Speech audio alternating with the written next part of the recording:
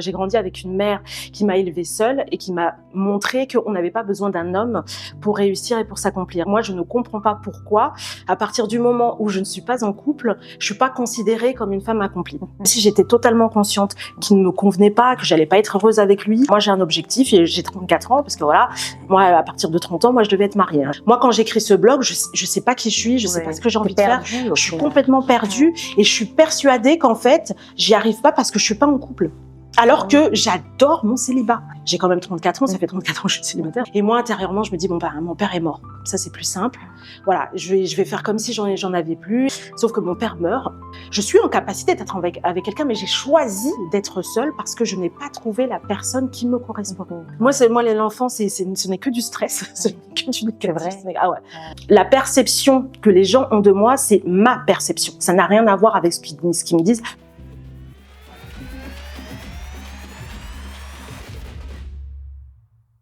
Bonjour à tous, bienvenue sur Emma, écoute-moi aussi. Aujourd'hui, j'ai le plaisir de recevoir Mia Diao, qui est coach en célibat et qui aide les femmes dans l'acceptation d'elles-mêmes à travers le développement personnel. Bonjour. Bonjour. Alors, comment est-ce que tu vas?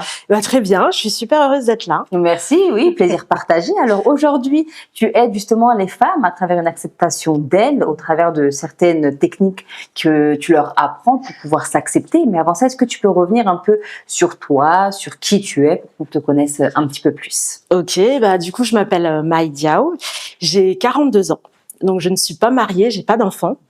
En fait, tout a débuté en 2016, j'ai 34 ans, je suis célibataire et je reçois énormément de pression, beaucoup de commentaires, de préjugés parce que voilà, j'ai 34 ans, je suis célibataire et donc du coup, ça convient pas entre guillemets à ma famille et à mon entourage et même à mes collègues de travail. Ah oui. Et c'était quoi les types de remarques que tu peux avoir? Les remarques, c'est oui, non mais t'es trop exigeante ou il y a un moment, voilà, on peut pas tout avoir.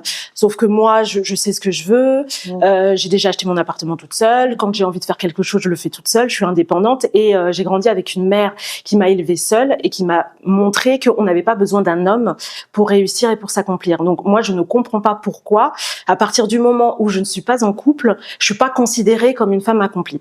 Et donc, voilà. Pourquoi ça pose problème? Et pourquoi ça pose problème? En fait, j'ai l'impression d'avoir limite raté ma vie. Enfin, je suis dans une période un petit peu de flou artistique. Et il faut dire aussi qu'au travail, c'était un peu compliqué. Donc, conjugué à tout ça, je fais un BTS de communication. Je voulais en fait être reconnue à la SNCF et travailler à la communication. Ça n'a pas fonctionné puisque je suis agent SNCF. Et donc, du coup, je me dis, je vais faire mon blog parce que j'adore écrire. En fait, l'écriture m'a vraiment aidée parce que j'ai eu un passé assez compliqué. Ouais. Et donc, du coup, en octobre 2016, je subis une énième rupture. Je pensais que j'allais me marier enfin, que j'allais avoir mes enfants et tout ça. Et t'avais quel âge quand tu as eu cette 34 ans. 34 ans, d'accord. Voilà. Et donc, du coup, j'écris en fait ce blog. J'ai 34 ans, bientôt 35. Je suis célibataire, pas malade. Et pour moi, en fait, je me lâche. J'écris tout ce que je ne dis pas d'habitude. Et ce qui est ironique, c'est que je revendique mon célibat quand j'écris ce blog. Mais en fait, tout ce que je fais et tout ce que j'écris, je le valide par mon ex. Le truc qui est complètement incohérent. Et pourquoi t'avais ce besoin-là? Parce que je pense que indirectement, j'ai super mal vécu la rupture. Ouais. Et puis, en fait, j'étais dans mes projections. En fait, moi, j'avais déjà tout planifié. Lui, il n'était pas au courant, mais en tous les cas, moi, c'était dans mon cerveau. Ouais. Et donc, du coup, mon objectif, en fait, il fallait que j'aille jusqu'au bout. Même si j'étais totalement consciente qu'il ne me convenait pas, que j'allais pas être heureuse avec lui. Ah oui. Mais j'en étais consciente. Mais voilà, moi, j'ai un objectif et j'ai 34 ans parce que voilà, moi, à partir de 30 ans, moi, je devais être mariée. Ouais. Voilà. Et donc, du coup, je continue là-dessus. Même faire un mauvais choix. Exactement. Mais c'est tout à fait ça. Une pression vraiment une pression énorme. Surtout que ma mère, en fait, ne m'a jamais mis cette pression-là, mais indirectement, j'avais l'impression que je devais répondre à ce besoin-là pour lui montrer que oui, en fait, t'as bien élevé tes enfants, c'est bien, je suis mariée, t'as tout réussi, tout ce que t'as pu recevoir, c'est pas de ta faute, c'est voilà, moi, je vais gérer, on va y arriver, je vais me marier. Je rentre dans les cases, rentre dans les cases. Voilà. Et finalement, je fais ce blog et au fur et à mesure mesure que j'écris ces mots, en fait, je guéris mes propres mots et je me rends compte qu'en fait, la perception que les gens ont de moi, c'est ma perception. Ça n'a rien à voir avec ce qu'ils me disent. À partir du moment où tu es OK avec ce que tu es et avec ce que tu renvoies, en fait, peu importe ce que les gens te disent, tu vois, tu restes en harmonie avec eux. Et donc, du coup, je crée ma page Instagram, Célib Pas Malade, pour créer un petit peu de contenu, de et puis contenu. aussi te faire Voilà. Et je me rends compte qu'en fait, la page Instagram, elle a un énorme succès, même plus que le blog. Et que, en fait, je suis pas seule, qu'il y a énormément de besoins et qu'il y a énormément aussi d'hommes qui sont dans cette situation-là et qui subissent aussi les préjugés, la pression et tout ça. Donc du coup, moi j'ai un ton assez humoristique parce que j'aime pas trop me prendre au sérieux. Ouais. Et donc moi mon but c'est juste de décomplexer les célibataires. À aucun moment j'imagine créer une entreprise, faire tout ce que je fais là. Ouais. Jamais. J'ai juste envie de m'amuser. Donc je fais des photos de moi un peu machin. Enfin je rentre dans les stéréotypes des trucs. Enfin les photos du début. Pourtant ma photo de profil de Célib Pas Malade je l'ai pas changée, mais ça correspondait un peu à l'image que je voulais rendre à cette époque-là. Bon, là, je suis en train de retravailler mon image, mais et je me rends compte que je m'éclate dans ça. Ouais. Ça me permet vraiment de lâcher tout ce que j'ai envie et d'être moi-même, en fait. Donc, je me découvre sur plein de plans et j'aborde le développement personnel sans même m'en rendre compte. Ça vient naturellement. Ça vient naturellement. Je vais commencer à lire les 4 accords Toltec, la méthode Ho'oponopono. Je vais vraiment aller chercher parce que il y a des gens aussi qui me posent énormément de questions. Et il y a un moment, je me sens limitée. Je sens que je vais pas pouvoir gérer tout ça en étant juste une influenceuse entre guillemets, et qu'il va falloir vraiment pousser le truc. Et c'est là que je décide en fait de créer l'agence My Conseil et de devenir conseillère en image, parce que j'adore la mode. J'ai toujours voulu être styliste, et je me dis que en fait en travaillant l'image, tu travailles la perception que tu as de toi-même, et donc forcément t'es plus aligné avec ce que tu as envie de renvoyer, et du coup t'es plus à l'aise avec tout ça. Alors donc du coup, à la base, je devais être coach en célibat pour les hommes.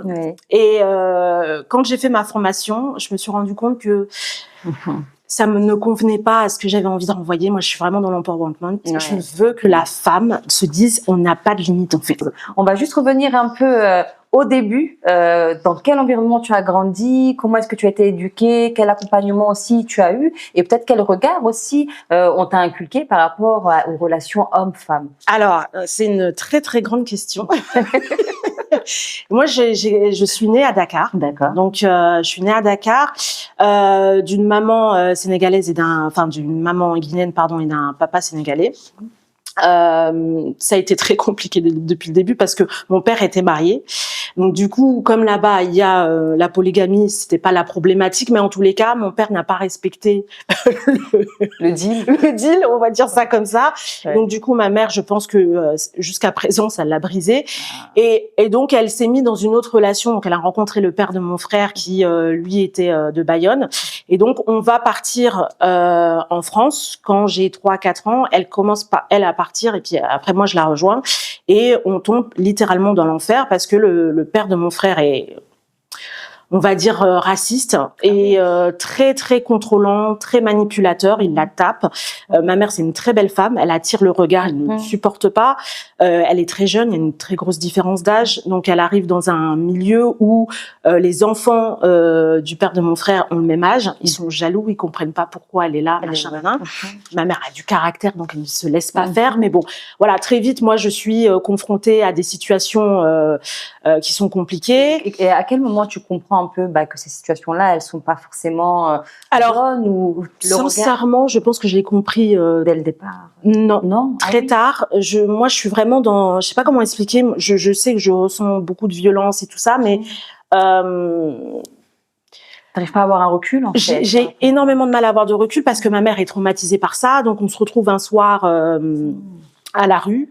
On est à Bayonne, on connaît personne, sauf que ma mère connaît quelqu'un en Bretagne, donc on va en Bretagne. Ma mère n'a rien dans les... Enfin bon, on se retrouve en Bretagne, il faut chez une amie qui elle aussi a des problématiques, donc du coup il faut que ma mère trouve un appartement, machin. Je sais pas comment elle a fait, mais c'est débrouillé, mais royalement. Et donc on se retrouve à Lannion, et là on se retrouve dans une détresse pour ma mère, autant financière que émotionnelle et psychologique et tout ça. Mais malgré tout, ma mère me dit, je me souviendrai toujours de cette phrase, je remercie Bernard, c'est le père de mon frère, de m'avoir fait venir à Dakar, enfin en France, parce que à Dakar j'étais en train de mourir. Ah oui. C'est-à-dire que quand il l'a récupérée, elle avait 45 kilos. C'est pour ça que je dis qu'elle se remettra jamais de la rupture avec mon père, parce que ça l'a vraiment brisée. C'était Vraiment. son amour. C'était son amour, c'était voilà, c'était le truc. L'homme de sa vie, peut-être. Voilà. Et donc du coup, elle, malgré tout, elle trouve cette force-là de dire ouais, bah je le remercie parce que grâce à lui, il m'a tiré de ça. Bon, il nous a traumatisés encore plus. Et peut-être aussi en parallèle, il vous a aussi donné la force aujourd'hui de vouloir vivre et de vouloir sortir. Complètement, parce que ça lui a donné une force incroyable. Elle a réussi à créer son entreprise, elle a été, elle était coiffeuse et tout ça. Enfin, en tous les cas. Quel âge à cette époque-là? J'avais, quand on est arrivé à Lannion, j'avais 5-6 ans. Moi, je ne comprends pas. Hein. Le problème, c'est que ma mère, en plus, elle a eu dans sa famille des trucs assez compliqués, donc elle est très agressive et elle a énormément de mal à montrer son amour. Donc moi, je cherche le moindre petit truc pour me raccrocher à ça. Et moi, tout ce que je me dis, c'est qu'il faut que je protège ma mère. Voilà, je suis là, il faut que je l'entoure, il faut que je machin, je suis le pilier, je suis le roc, faut que donc je suis mature très vite. Je vais faire les courses seules, je vais faire quand elle va à Dakar qu'elle nous laisse, je vais gérer les factures et tout ça. Donc du coup, je deviens vraiment limite son mari, quoi. Et ce qui va créer beaucoup de tensions arrivé à un certain âge. Puisqu'aujourd'hui, je ne lui parle plus, ça va faire 4 ans. Ah oui. C'est très compliqué pour moi, mais parce que il fallait que je coupe le cordon. C'est-à-dire que je me suis tellement dit où tu ne devais pas au final. Voilà, déjà. Et puis j'ai trop mis ma mère en haut en me disant, en m'imposant des choses qu'elle ne m'a pas forcément imposées. Le dialogue, il devenait très compliqué. Il y avait cette espèce de pression de ne jamais être à la hauteur, de toujours être dans la demande, de toujours qui fait qu'arrivé un moment, je ne peux plus. Et j'ai l'impression qu'en fait, que si je ne coupe pas, je pourrais pas être moi, en fait. Et que je vis toujours dans son ombre, toujours avoir ce besoin de la protéger, de tout ça, et des préjugés et tout ça. Donc aujourd'hui, je travaille dessus pour régler tout ça parce que je sais que ce n'est pas que sa problématique, mais j'ai eu un moment où, parce que je ressemble énormément à ma mère, où je ne supportais même plus d'avoir le regard sur moi-même. Ah oui, tellement où c'était compliqué parce que pour moi, j'ai grandi avec une mère qui m'a dit mais si tu n'es pas à côté de moi, tu peux rien faire, tu peux pas être quelqu'un, tu peux pas de machin. Donc quand je brise tout ça, je me dis mais comment je vais faire pour m'en sortir quoi. En fait. Je me retrouve complètement seule. Et donc voilà, et du coup, tout ça ça a fait que j'ai créé ce coaching en célibat pour vraiment aider les femmes à sortir vraiment de tout ça, c'est-à-dire de la pression familiale, de l'image, en allant s'approprier sa propre histoire. Quelle femme je suis. Moi, quand j'écris ce blog, je sais pas qui je suis, je sais pas ce que j'ai envie de faire. Je suis complètement perdue et je suis persuadée qu'en fait, j'y arrive pas parce que je suis pas en couple. Alors que j'adore mon célibat. J'ai quand même 34 ans, ça fait 34 ans que je suis célibataire, j'adore ça, j'ai rencontré des gens, c'est pas la problématique, mais moi, le couple à l'époque, peut-être, voilà, m'essouffle, j'ai l'impression qu'il faut que je corresponde à ce que monsieur a envie. Est-ce que c'est pas aussi peut-être un traumatisme par rapport, à la relation que tu as pu avoir avec ta mère, ce besoin aussi d'être toujours l'exemple, validé, être reconnu. Est-ce que à ce moment-là, t'avais t'étais jeune, mais quand t'as grandi un peu, est-ce que t'avais un peu des questions autour des relations hommes-femmes par rapport à ce que ta maman aussi a vécu? Est-ce qu'il y a une perte aussi peut-être dans l'espoir de l'amour? Comment est-ce que tu t'es faite par rapport à cette question? C'est une très bonne question parce que je grandis, j'ai pas de repère. Moi, je sais pas ce que c'est que d'avoir un papa. Je sais pas, je l'ai jamais dit. Je grandis en plus en Bretagne. Donc, je suis noire. Autour de moi, il n'y a que des blancs. Et je me sens à l'aise dans ça. C'est pas la problématique, mais tous mes repères sont... Moi, j'ai grandi... je suis née à Dakar. J'étais avec ma tante, j'étais avec ma grand-mère, j'étais choyée, j'étais vraiment dans un petit cocon et on se retrouve là. Et donc, du coup, tout ça fait que je me souviens d'une anecdote où je suis sur les marches, on doit être en maternelle, non en primaire, et il y a des petites jumelles qui sont là en train de raconter le week-end qu'elles ont eu avec leur papa et elles sont tout le temps en train de parler de leur père et tout ça. Et moi intérieurement, je me dis mon père est mort. Comme ça, c'est plus simple. Voilà, je vais faire comme si j'en avais plus. Et puis comme ça, même si j'entends les trucs de papa, c'est pas grave. J'ai ma mère, tout va bien. Sauf que mon père meurt à l'âge de 12 ans. Et donc du coup, moi, comme je grandis avec un père qui n'existe pas, limite, ça me décharge. Moi, c'est la première fois que je vois ma mère pleurer. Je la vois s'effondrer complètement. Mais moi, en fait, je rentre en communication avec mon père qui est mort. C'est là où vraiment j'ai une communication, je lui parle quand j'ai des moments difficiles jusqu'à présent. Je lui dis comment tu peux m'aider, machin, nanana. Et donc du coup on se retrouve à ce moment-là. Incroyable. C'est super intéressant. Ouais. Mais quand tu dis que tu rentres en communication, comment est-ce que tu peux évaluer cette relation au final? Est-ce que tu as des signes quand tu poses des questions? Oui. Comment? Ouais. Je me mets à faire l'écriture automatique. Je sais pas tu sais ce que c'est ce que c'est. Non, je sais pas, c'est quoi? C'est une copine à ma mère qui m'avait raconté ça. En fait, la nuit, tu parles avec les êtres chers et tu utilises un stylo. Ouais. Et le stylo, tu vois, il bouge. Il bouge Ah oui. au fur et à mesure que tu écris, que tu parles avec la personne et elle te répond. Et ça, Donc, c'est des choses que tu fais. Ah oui, je fais ça le soir parce que moi j'ai besoin. En fait, moi j'ai grandi avec un papa qui ne me parlait pas. Ouais. Voilà, il m'envoie pas de cartes, j'envoie des cartes, il me répond pas. Donc j'ai aucune communication avec lui. Donc là, je me dis enfin, je vais pouvoir avoir mes réponses. Sauf que je le fais tellement qu'il vient dans mon rêve et il y a une fois, il vient me chercher. Je sais, je raconte. Non, mais c'est super. non, mais c'est super intéressant. Et donc il vient vraiment me chercher. Je sens que je pars et à partir de ce moment-là, j'arrête tout ça. Donc j'utilise plutôt la prière. Et quand tu parlais avec ton papa à ce moment-là, qu'est-ce que tu lui demandais ou quels sont les conseils sur lesquels tu avais besoin d'accompagnement de sa part? Je lui demandais mais pourquoi tu m'as pas écrit, pourquoi t'étais pas là, pourquoi ceci, enfin plein de questions. Finalement, on se rend compte que c'était pas vraiment nécessaire. Ouais, voilà. Parce que les réponses au final, les réponses elles y étaient pas. Ouais. Il me répondait des choses et tout ça. Bon, il me disait qu'il s'excusait, que machin. Et finalement, ces réponses-là, je les ai eues auprès de mes demi-frères et demi-sœurs, où je me rends compte qu'en fait c'était un père absent. C'était moi, je prenais ça personnellement, forcément de mon point de vue, mais je me rends compte qu'en fait il a jamais été le père que je voulais qu'il soit, que ce soit avec moi ou avec les autres. Donc du coup, c'est ça aussi qui est important, et c'est là où j'accompagne aussi les femmes, c'est de se dire que tes parents sont des êtres humains. Ils ne font que ce qu'ils peuvent faire. Il y a tout ce qu'on projette aussi sur nos parents, tout l'idéal qu'on aurait aimé avoir, mais en fait, ça reste des gens avec leurs erreurs, leurs traumas aussi, leurs blessures, et c'est pour ça qu'aujourd'hui, je ne fais pas d'enfants. Je ne sais pas si j'en ferai parce que je me sens pas prête. Je me sens pas complètement établie, réparée, peut-être. Pas du tout. Moi, l'enfant, ce n'est que du stress. Ce n'est que du négatif. C'est vrai. Ah ouais. Et quel est le regard de ta situation, voilà, par rapport à tes amis, à ta famille? Alors ma famille, c'est toujours mais Maï, tu devrais faire un enfant, tu te rends pas compte, machin. Après, au fur et à mesure, comme ils me voient, ils voient bien que je suis pas non plus déprimée, et que machin, que je suis épanouie, donc ça s'est assoupli. Mais je sais que j'ai eu une période où c'est vrai que c'était compliqué quand je disais que je voulais pas d'enfant parce que moi-même j'étais pas ok avec ça. Et donc c'est fou. Voilà, et c'est fou comme les discours que j'avais pouvaient me mettre mal à l'aise, et à partir du moment où j'étais en mode écoute, il arrive ce qu'il arrive, en tous les cas là, moi au jour d'aujourd'hui, enfin ça se dit pas, mais tu le dis quand même.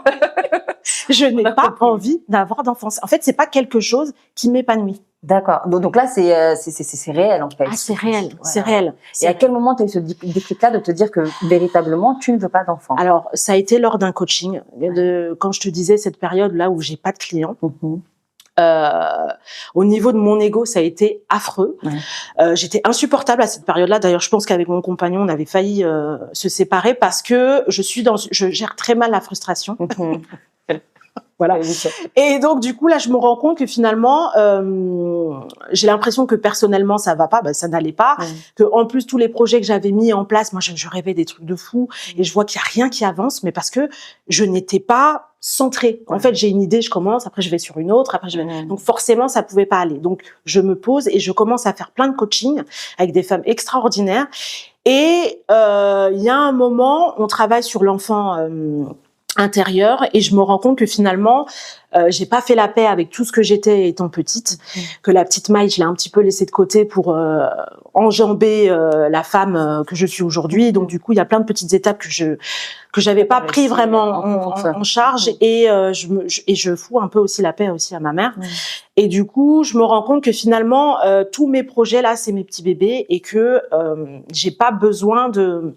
Et oui, et le gros déclic, pardon, c'est je fais ma formation donc de conseillère en images, et on doit faire un visual board. Donc je mets Beyoncé, parce que je suis fan de Beyoncé. Je me mets moi au Sénégal, je mets une photo de couple, je mets une photo de mes événements et tout ça. Et je suis super ravie, je suis super t'es contente, t'es fière aussi. Je suis fière. Et quelques mois après, je regarde le visual board et je me dis mais il y a pas d'enfant. Ah oui. Il y a aucun enfant dans mon truc et ça ne m'a même pas traversé l'esprit. À aucun moment. Pourtant, quand je partage tout ça, je suis avec d'autres femmes entrepreneuses qui parlent d'enfants, mais moi, à aucun moment, je me dis, je vais mettre un enfant sur ce visage. Alors là, je suis complètement, dépassée. Je me dis, mais comment c'est possible?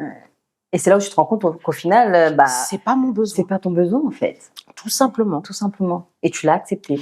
Alors, j'ai mis énormément de temps. Je me dis, non, mais c'est pas possible, machin. Même si je parlais pas d'enfants, je me dis, voilà, quand je me suis mis avec mon compagnon, on en parlait, tout ça. Après, on a mis de côté parce qu'on avait ces trucs et je me rends compte que oui, en fait, j'en ai pas parce que j'en ai pas envie.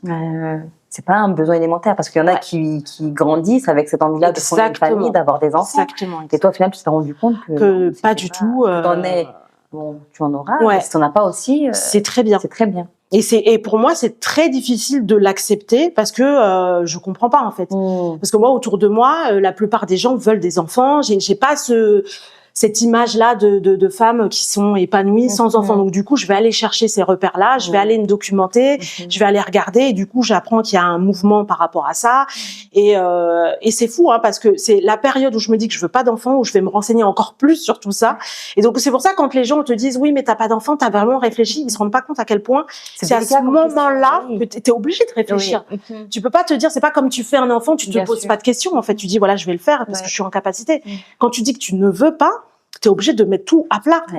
Expliquer aussi, te justifier. C'est ça. Donc tu rentres dans un truc où forcément les gens ils arrêtent pas de poser des questions, machin, nanana.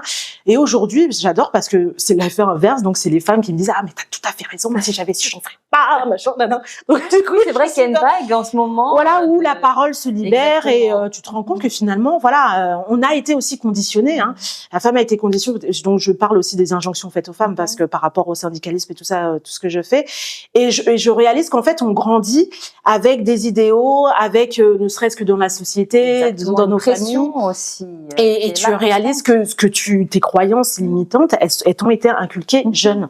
Et peut-être aussi on n'est pas tous destinés à avoir des enfants ou être mariés aussi. Exactement. Ça, c'est des choses aussi qu'il faut prendre en compte parce que au-delà de la pression qu'on a, on a aussi nous notre propre réalité et nos propres besoins. Et peut-être que certaines personnes ne sont pas destinées tout simplement à se marier ou à avoir des enfants.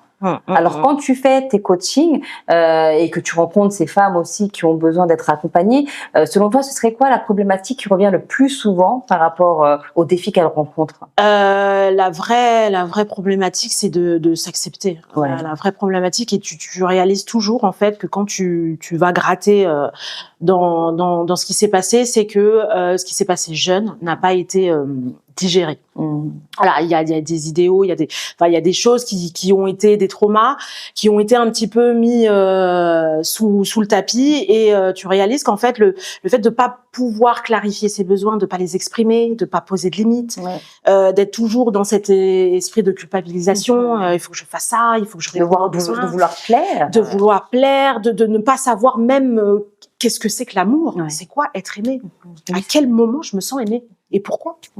Aujourd'hui, par rapport à ton statut de coach en célibat, qu'est-ce que ça veut dire concrètement?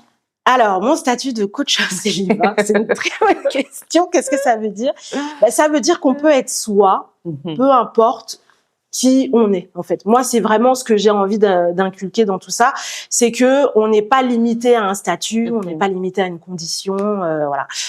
J'accompagne même des femmes qui sont non-genrées, enfin des femmes, je devrais pas le dire du coup, mais avec des non-genrées, voilà, parce que je trouve que, alors même si je suis super heureuse d'être femme, d'être féminine, tout le monde ne naît pas avec cet épanouissement-là de se dire voilà, je suis bien dans mon corps, je suis ok avec la personne que j'ai, enfin que je suis, et je trouve que c'est important aussi de se poser la question quel genre de femme je suis et qu'est-ce que j'ai envie de donner. Et est-ce que tu prônes le célibat? Ah oui. Oui, c'est vrai? Ouais, mais l'épanouissement dans le célibat. D'accord, ok. Et c'est quoi, ce serait quoi la différence pour toi? Au lieu de se dire, il faut absolument que je sois en couple, je reste célibataire et je suis fière de l'être. Voilà. C'est pas, je ne suis pas en couple, mais bon, en attendant de l'être, je vais faire des choses. Non, je suis célibataire, je suis indépendante. Je suis en capacité d'être avec quelqu'un, mais j'ai choisi. Oui, c'est un choix. J'ai choisi d'être seule parce que je n'ai pas trouvé la personne qui me correspond. C'est-à-dire de ne pas subir sa situation. De se dire que on n'est plus en 1920, la femme elle peut subvenir elle-même à ses besoins, voilà, et que on a la chance surtout d'être dans un pays, dans une culture où tu peux choisir ton mari. Oui, c'est vrai. Donc qu'est-ce que tu vas aller t'embêter à prendre le premier venu sous prétexte que t'es seule en fait. Moi c'est un concept et je te le dis pourquoi, parce que je suis sénégalaise et il y a un moment j'ai dit à ma mère, je crois que j'avais 30 ans, trouve-moi un mari sénégalais. Je suis fatiguée en fait. C'était un peu un désespoir en fait. Désespoir. Ouais. J'ai grandi en France, je suis avec des Sénégalais et des Français partout. Je demande à ma mère d'aller me trouver un Sénégalais au Sénégal pour me marier, mais le truc qui est complètement incohérent, quoi. Au risque d'être malheureuse toute ta vie. Voilà, ouais. voilà. Alors que j'ai la chance de pouvoir faire ce que je veux. À aucun moment, ma mère m'a dit non, mais il faut que tu te maries avec ci ou avec ça. Moi, je dis non, pas du tout. Elle t'a écouté aussi de ce côté-là. Ouais. Parce que c'est pas évident, hein, si ta maman, justement, elle va pas dans ta dynamique. Exactement. Du fait que tu es déjà mal et qu'en plus t'as pas de soutien. Ça peut te pousser aussi à faire des choix qui sont pas les bons pour toi, au final. Tout à fait. Ouais. Et aujourd'hui, par rapport, justement, à ta situation aujourd'hui, parce que tu es en couple, si tu devais faire un comparatif entre le moment où tu étais célibataire et que tu t'acceptais pleinement et aujourd'hui, le moment où tu es en couple, qu'est-ce que tu préférais, si je peux dire ça comme ça? Je sais pas si tu as bien compris ma question. Je vois les points positifs de quand j'étais célibataire. Voilà, c'est ça, exactement. Ce que j'adore avec mon couple aujourd'hui, c'est que j'ai le sentiment d'être célibataire, mais en couple. C'est-à-dire que j'ai vraiment un partenaire et quelqu'un avec qui vraiment, j'ai chaud, avec qui je me suis développée. Ouais. Et j'ai réussi à faire des choses que j'étais pas en capacité de faire seule. Alors, j'aime pas ce que je suis en train de dire, mais c'est-à-dire que je trouve ça magnifique d'être avec quelqu'un qui t'accompagne, mais qui te laisse faire ce que tu as envie de faire. Et qui va te regarder et tu sens son soutien. Et moi justement, j'avais peur d'être avec quelqu'un qui m'enferme et qui m'empêche de non, moi je suis avec quelqu'un, quand je vais lui raconter mes trucs, il va me dire t'aurais dû faire ça, mais pourquoi t'as pas appelé ci, voilà.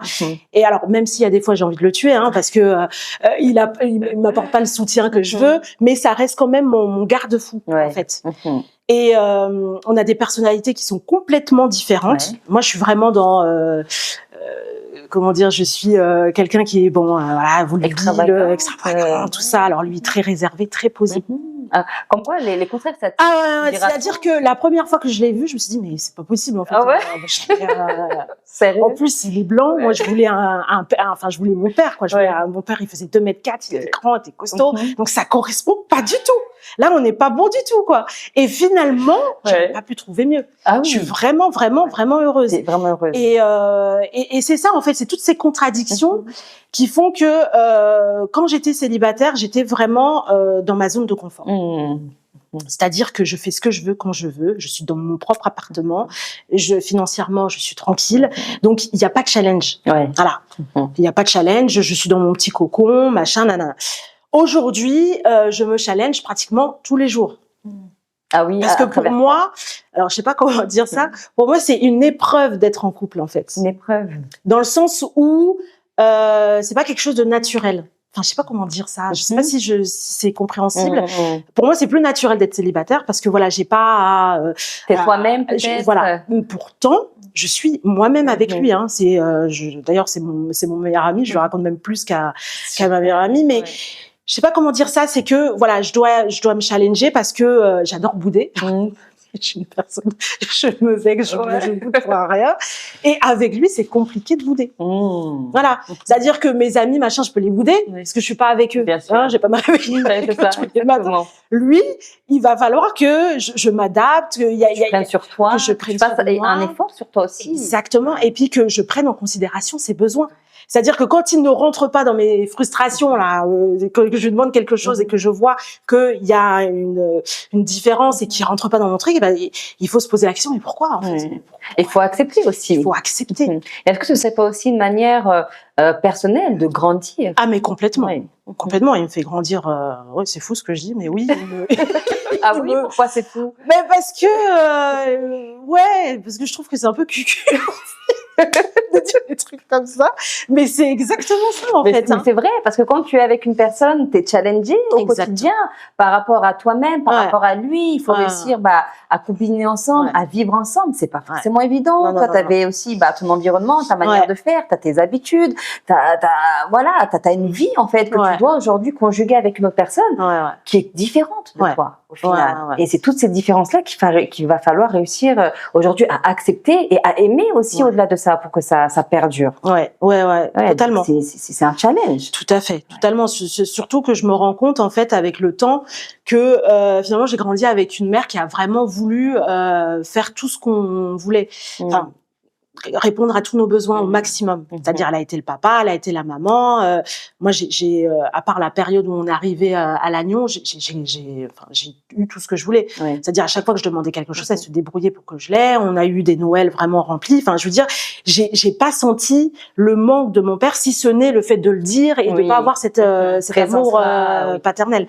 Mais sinon, vraiment, elle a comblé vraiment le maximum. Même si, voilà, ces problèmes de donner de l'amour et tout ça, bon ça voilà, mais au niveau matériel, vraiment elle a été au bout du bout. Donc du coup, ce serait pas une manière pour elle de montrer son amour justement, exactement, au détriment de exactement. Et c'est pour ça que je me suis raccrochée à tous ces petits trucs et qui m'ont permis quand même d'être un peu près sensée, on va dire, et équilibrée dans ma vie.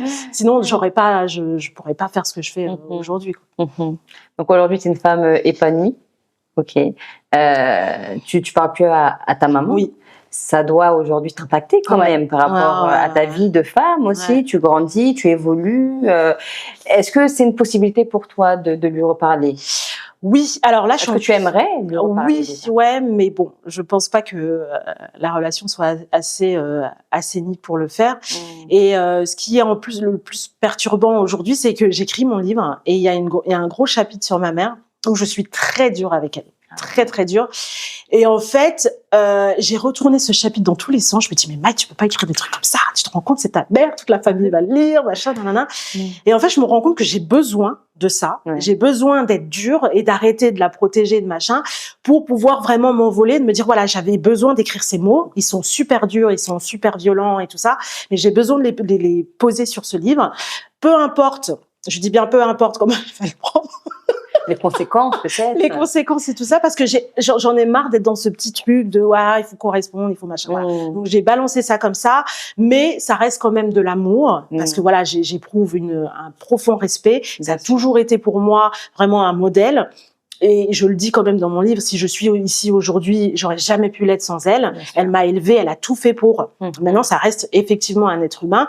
Mais voilà, il y a des choses qui n'ont pas été et je veux le dire. Et je veux que, si elle le lit, tant mieux. Si elle le lit pas, tant pis. Mais en tout cas, je veux l'écrire. Et pourquoi, surtout, c'est important, c'est qu'il y a un moment, pendant que je faisais mes coachings, je me suis rendu compte, de la maltraitance que les mères pouvaient faire. Et c'est vrai que c'est un sujet qui est quand même assez tabou. On part du principe que c'est la mère qui te met au monde. Tu peux pas la critiquer, surtout chez nous, c'est encore pire. Donc du coup, voilà, je voulais vraiment sortir de ça, pas pour être méchante et pour l'accabler, pour se dire qu'on a le droit d'être en colère contre ses parents. Maintenant, on ne peut pas rester figé dans cette colère-là. Voilà, c'est sortir de ça et de se dire comment moi-même je fais pour sortir de ça et pour donner quand même de l'amour et peut-être être une mère aussi qui sera peut-être différente de ça et sortir de ce schéma-là. En fait, c'est surtout ça, parce que c'est vraiment des schémas répétitifs qui sont dans ma famille et j'ai envie de casser ce truc toxique. Alors, je sais pas si moi j'y arriverai, peut-être que quelqu'un d'autre le fera, mais en tous les cas, moi, c'était vraiment cette envie-là que j'avais. Je voulais mettre dans ce livre et voilà. Et donc, du coup, on verra ce que ça va donner. Et pourquoi dans un livre et pas avec elle, dans une discussion? Parce que j'ai essayé à plusieurs reprises, depuis toute petite, et je pense que j'ai peut-être pas les bons mots, j'ai peut-être pas la bonne... Peut-être qu'elle est pas prête aussi. Elle est pas prête aussi à avoir cette discussion, et ce que je peux tout à fait comprendre, hein, parce que, voilà, elle a eu elle-même du mal à gérer aussi sa vie, et je pense que je dois être aussi difficile à gérer, donc du coup, voilà. Alors aujourd'hui, c'est plus de 110 000 abonnés qui te suivent. Quand tu vois toutes ces personnes-là, qu'est-ce que tu te dis par rapport à toi? Alors, c'est une bonne question parce que j'ai eu la fâcheuse tendance, je trouve, ces derniers temps, à minimiser, en fait. J'ai toujours voulu avoir 100 000 abonnés. Et quand je les ai eus, j'ai dit, bon, voilà, c'est fait. Je les ai, voilà, on passe à autre chose. Et finalement, quand j'ai fait ma conférence, là, en avril, je me suis rendu compte en fait de tout le travail qu'il y avait derrière. Je me souviens quand j'ai commencé ma page Instagram où je savais pas du tout ce que je faisais. Je postais des trucs, je me levais la nuit, je me disais voilà, j'ai trouvé un truc, il faut que je le poste et tout ça. Je ne savais pas du tout où j'allais. Et là, je vois les publications que je fais, je vois le retour que j'ai des gens et ce qui me fait le plus plaisir, forcément, c'est le retour de celles que j'accompagne. Et surtout quand il y a des déclics. En fait, t'étais dans une conversation et t'arrives à trouver en fait le point et tu te dis waouh, alors qu'au début quand tu commences un coaching tu sais jamais où tu vas aller, tu sais même pas si tu vas pouvoir résoudre la problématique de la personne, et quand tu arrives à pointer du truc tu te dis voilà, c'est extraordinaire, jamais j'aurais imaginé penser faire ça. Et donc ouais, je suis d'une gratitude infime parce que j'ai évolué en fait avec ces abonnés.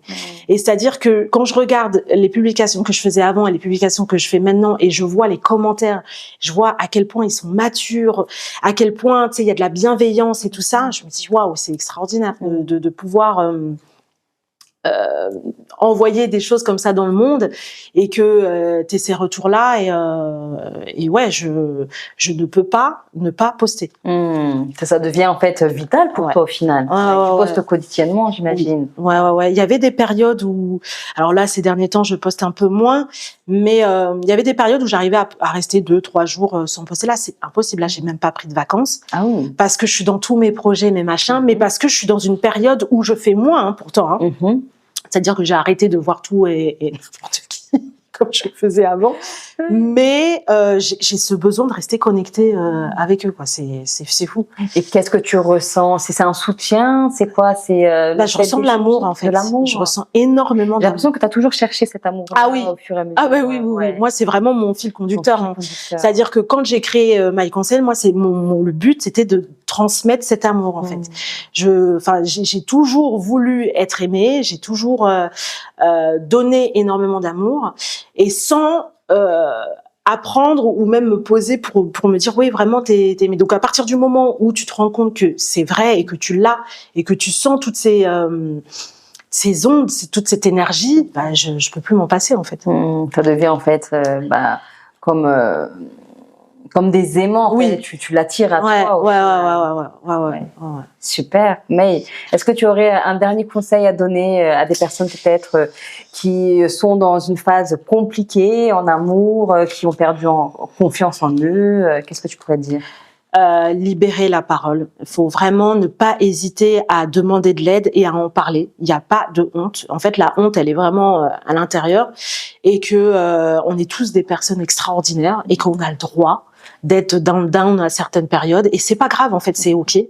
Ça veut juste dire qu'il y a un moment où tout le monde change, il va falloir penser d'une autre façon, se réinventer, aller chercher d'autres choses, sortir de sa bulle de confort, et c'est tout. Et voilà, tout le monde mérite d'être aimé. L'amour est tout autour de nous. Merci beaucoup, May, pour ton témoignage. Merci. Et merci à vous d'avoir regardé cette interview jusqu'à la fin. Je vous dis à très vite pour une nouvelle émission de Emma. Écoute-moi aussi. Ciao, ciao.